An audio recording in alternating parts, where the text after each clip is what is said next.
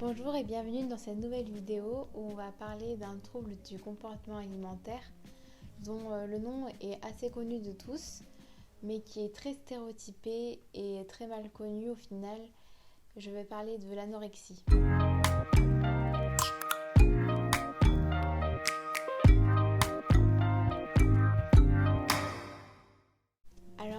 Avant de commencer cette vidéo, j'aimerais préciser le fait que je ne suis pas médecin et que tout ce dont je vais vous faire part, c'est basé sur des expérimentations personnelles, sur des recherches et sur des cours que j'ai eus avec des psychologues. Dans cette vidéo, je vais vous parler des symptômes de la maladie, des comportements qui l'accompagnent, des répercussions qu'elle peut avoir sur le corps et sur l'aspect psychologique de la personne. Alors l'anorexie, elle peut toucher tout le monde. Elle peut toucher aussi bien des garçons que des filles, que des jeunes que des moins jeunes, même si elle touche en particulier les jeunes filles. Mais les chiffres sont assez faussés sur ce point parce que une personne qui ne rentre pas dans les critères de la personne anorexique pourrait ne pas être diagnostiquée, ou sinon par exemple un garçon qui est anorexique, qui s'en rend compte, va pas forcément aller voir un médecin pour se faire guérir parce qu'il a honte d'avoir une maladie dite de fille.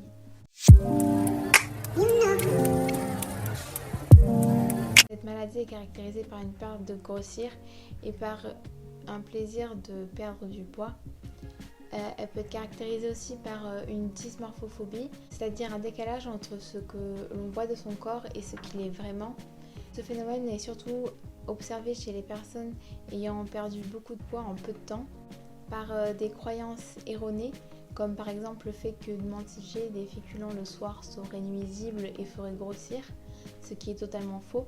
Après, la personne peut être amenée aussi à avoir le besoin de planifier tous ses repas à l'avance. Par une potomanie, c'est-à-dire le fait de boire beaucoup d'eau, qui est en fait une technique pour se couper la faim, mais on peut aussi observer le cas contraire où les personnes ne vont pratiquement plus boire afin de peser le poids le plus minimal possible.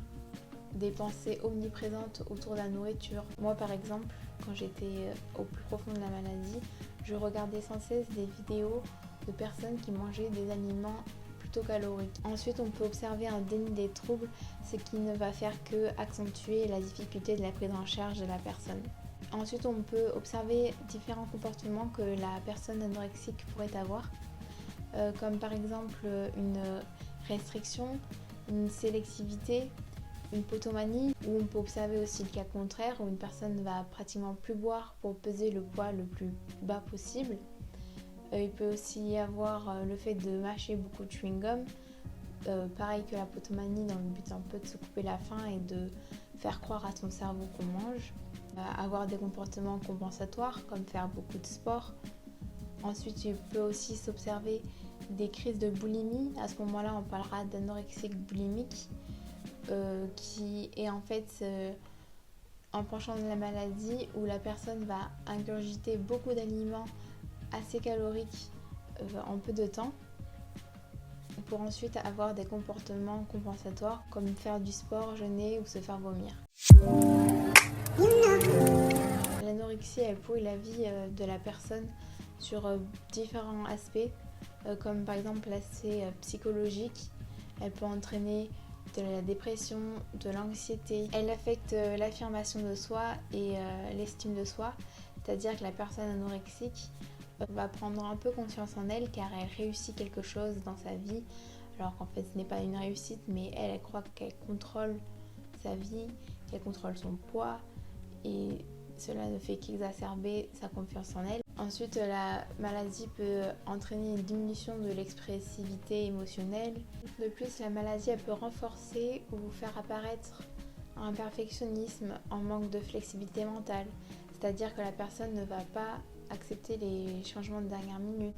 Elle peut faire apparaître aussi des tocs, des rituels, comme par exemple le fait de manger toujours la même chose dans le même sens, ou sinon s'habiller dans le même ordre. La maladie peut avoir des répercussions sur les relations familiales. Elle peut entraîner des tensions parce que la famille ne va pas forcément comprendre pourquoi la personne agit comme ça, Et la famille aussi va être démunie face à la situation, elle va pas savoir quoi faire. Et surtout, il faut prendre conscience que ce n'est pas de la faute de la personne anorexique, ce n'est pas une question de volonté, c'est une maladie psychiatrique. Et comme un schizophrène ou un bipolaire, elle ne peut pas avoir tout le contrôle dessus.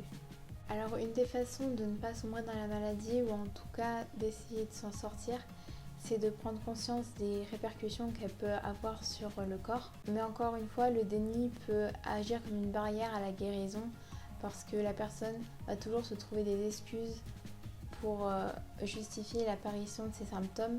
La maladie peut avoir des répercussions sur les muscles, entraînant une fonte musculaire ou affectant le cœur, car n'ayant plus les nutriments dont il a besoin par la nourriture, le corps en fait va puiser dans les réserves des muscles, comme par exemple les réserves de glucose, et cela va entraîner du coup la fonte musculaire. Ensuite, la maladie peut affecter le cerveau, le sang, par exemple entraîner des carences comme des carences en magnésium, en phosphore, ou sinon il peut aussi entraîner une leucopénie, c'est-à-dire une baisse des défenses immunitaires. Ensuite, il peut aussi y avoir l'apparition de l'anugo, qui est en fait un fin duvet qui apparaît sur la peau afin de réchauffer la personne. Il peut aussi y avoir des problèmes osseux comme une ostéoporose, qui est en fait une diminution de la densité osseuse. Et ensuite, tout ce qui est comportement de purge dû à la boulimie peut entraîner des problèmes ORL ou des problèmes gastriques. Il peut aussi y avoir des complications au niveau digestif, un ralentissement un peu du système digestif qui entraîne en fait des ballonnements, et ce qui ne fait que renforcer la maladie, car la personne va du coup se sentir plus volumineuse qu'elle ne l'est vraiment. Alors sur Instagram, je vous ai demandé si vous avez des questions sur l'anorexie, donc j'ai eu 2 questions. Donc la première c'était comment est apparue la maladie. Alors dans mon cas, la maladie elle a été multifactorielle. Elle est apparue durant le premier confinement de mars 2020. En fait, ce qui s'est passé, c'est que avec le confinement, en fait, j'avais perdu toute confiance en moi parce que ma confiance en moi, je l'ai gagnée grâce à mes amis, aux cours. Aussi, j'étais jeune sapeur-pompier. Et en fait, tout cela m'a été enlevé par le confinement. Et il fallait que je retrouve quelque chose dans lequel je me sentais bien et confiante. Et ça a été la perte de poids. Après, la maladie, du coup, elle est très souvent multifactorielle, comme je le disais pour moi. Et elle peut être influencée par différents facteurs, comme par exemple le sexe, même si je disais tout à l'heure qu'il y avait aussi bien des garçons que des filles qui étaient touchés, il y a quand même plus de filles parce qu'il y a 90% de malades qui sont des filles. L'âge de la personne, parce que les malades ont pour la plupart entre 15 et 35 ans. Le milieu social, les médias et la société. Ensuite, il peut aussi y avoir des facteurs prédisposants, comme par exemple des facteurs génétiques.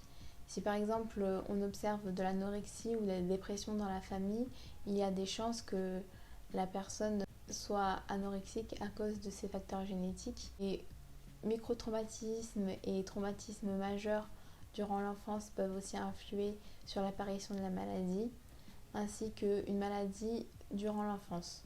Donc ensuite, j'ai eu une dernière question qui était est-ce que on est diagnostiqué par des séries de tests ou par une simple intuition? Alors là, je vais parler pour mon cas parce que je ne sais pas si ça se passe partout pareil. Mais dans mon cas, c'était plutôt, on va dire, des tests. C'est-à-dire qu'au début, je venais en hospitalisation de jour. Et mon premier jour, j'ai mangé avec un infirmier, j'ai eu un entretien avec lui où j'expliquais un peu mes comportements alimentaires, mes angoisses, etc. Et ensuite, j'ai eu un rendez-vous avec un médecin psychiatre où pareil, là, j'ai parlé de mes habitudes alimentaires, etc. J'ai eu aussi un rendez-vous avec un diététicien, avec un nutritionniste. Et c'est là où en fait j'ai été diagnostiquée anorexique dépressive. Donc c'est plutôt par les tests. Donc voilà, j'espère que cette vidéo vous aura un petit peu éclairé sur la maladie de l'anorexie. Si jamais vous avez des questions, vous pouvez me les poser en commentaire, j'y répondrai. Et si c'est possible, essayez peut-être de partager cette vidéo parce que ça me tient vraiment à cœur que cette maladie soit exposée au grand jour parce que je n'ai vraiment pas envie qu'une personne anorexique soit laissée sans soins et ne soit pas diagnostiquée. Et j'aimerais vraiment baisser le nombre d'anorexiques dans le monde. J'ai par d'ailleurs lancé une pétition pour interdire ou modifier les publicités que l'on voit aujourd'hui qui incitent à la perte de poids. Donc vous pouvez la signer si vous voulez. Je vous mets le lien dans la barre de description. Voilà, j'ai fini avec cette vidéo. Merci de l'avoir suivie et à bientôt.